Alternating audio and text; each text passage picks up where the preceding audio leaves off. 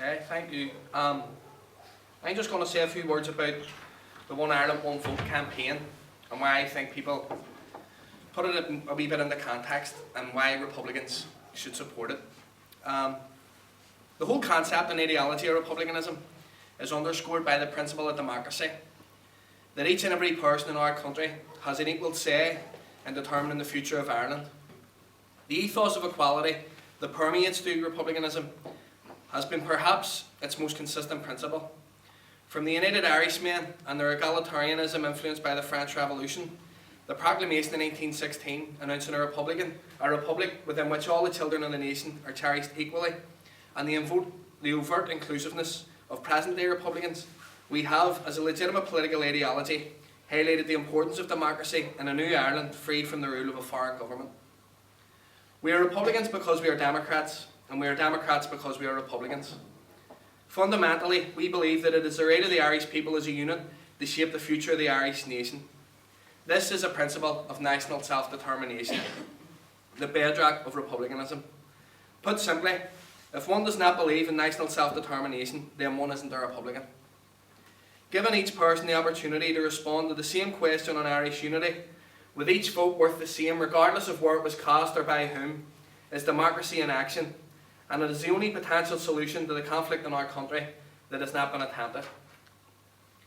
The overall responsibility for the undemocratic, unwanted and illegal partition of Ireland lies with successive British governments acting under the British Crown. There can be no doubt about this. However, there can also be no doubt the partition has been aided and abetted by the acquiescence of Irishmen. From the inception of the Free State, for example, successive administrations have failed to tackle partition with serious political or even diplomatic action. This applies to both Fianna Fáil and Fine Gael-led administrations, as well as a multitude of junior partners, including the Labour Party. Each of these three parties have the cheek to claim the legacy of Republican volunteers and sacrifices of the past, when they have failed to properly address the fact that 6 Irish counties remain under British rule. Let us also not forget that Republicans have been slaughtered, interned, imprisoned, and died on hunger strike in Free State prisons, as those running the administration upheld poverty, oversaw mass emigration, and lined their own pockets on the backs of the Irish worker. The attitude of Leinster House and the political establishment in the 26 counties towards partition is perhaps best illustrated by the fact that anything to do with the 6 counties is dealt with by the Department of Foreign Affairs, as if we are from another country. I am not foreign, I am Irish, and the same applies to anyone born in this country, regardless of imposed borders. The Good Friday Agreement of 1998 was heralded by the British and 26 county administrations as a new development and an opportunity for a lasting peace. It was not and is not a Republican document. NIO officials were quoted at the time as saying that they had solved the Irish problem, and the international community nodded in agreement with the awarding of the Nobel Peace Prize to Human Trimble. There may be people in this room that voted for the Good Friday Agreement. There are people in this room that opposed the Good Friday Agreement, and there are people at its inception, and there are people who came to realise its failures with hindsight. The Good Friday Agreement was sold as a stepping stone to unity to the Republican grassroots, playing on the emotions of communities that were war-weary and with an understandable yearning for peace. However, how many of us read the small print, especially regarding the triple lock that reinforced British rule? The triple lock is a system whereby the British rule over the 6 northern counties of Ireland is reinforced. The first lock is at any potential border poll, as opposed to a national self-determination referenda, is at the discretion of a British Secretary of State, a man or woman who has no vote, not one vote, from any Irish person or in any area of Ireland. Any such poll, the wording of the questions are decided by a British Secretary of State. Who votes is decided upon by a British Secretary of State, and the calling of any such poll is also decided by a British Secretary of State. In the event of this border poll voting for Irish unity, this decision then has to be ratified by a foreign parliament at Westminster, which is the second lock.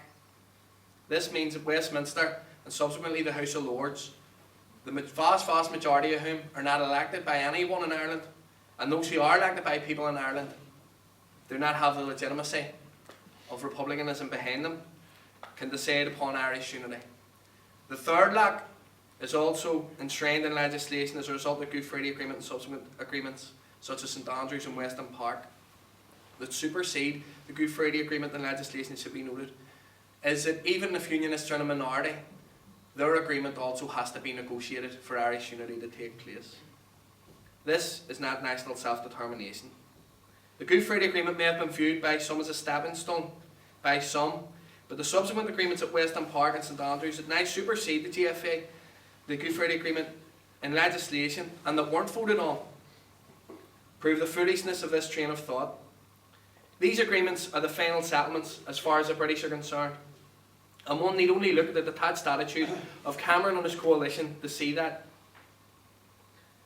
There's been much made of a proposed border poll, with some proclaiming themselves to be Republicans, saying that a border poll could be the solution to the problem of Irish unity being fulfilled. A border poll is not a referendum. A border poll legitimises an internal settlement with an inbuilt unionist veto at this time, with one minority section of the Irish population dictating to the majority on the future of their country. It is undemocratic, it is illegitimate, and it is not republicanism.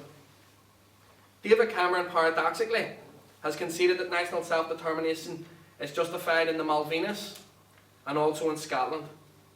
In Gibraltar, there have been referenda in the past regarding the legitimacy of that failed state.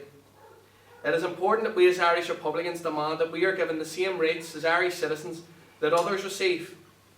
The recent Constitutional Convention in the Free State has also proposed a 32-county vote for the next president.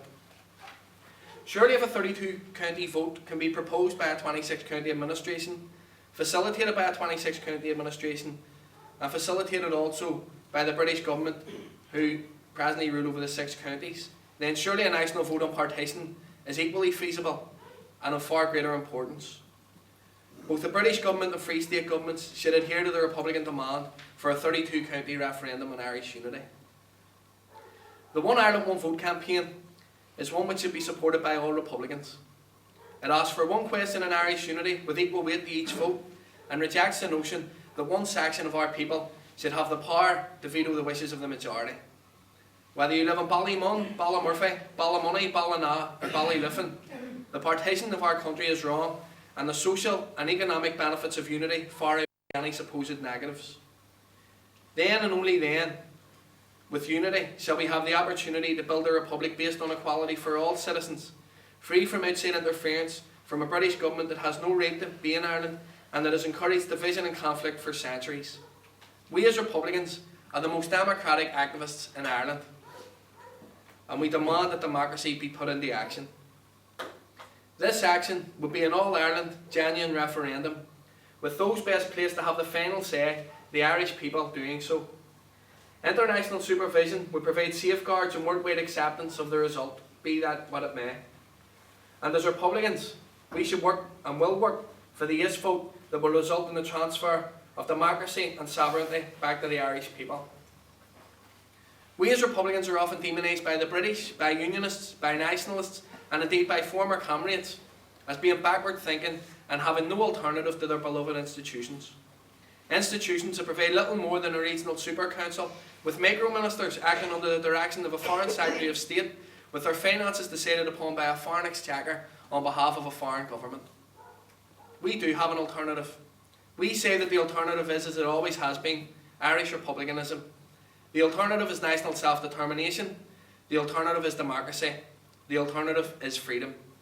Support the One Ireland, One Vote campaign and make the Irish Republic a reality. Bargi Bua, of West Garmina Mayo.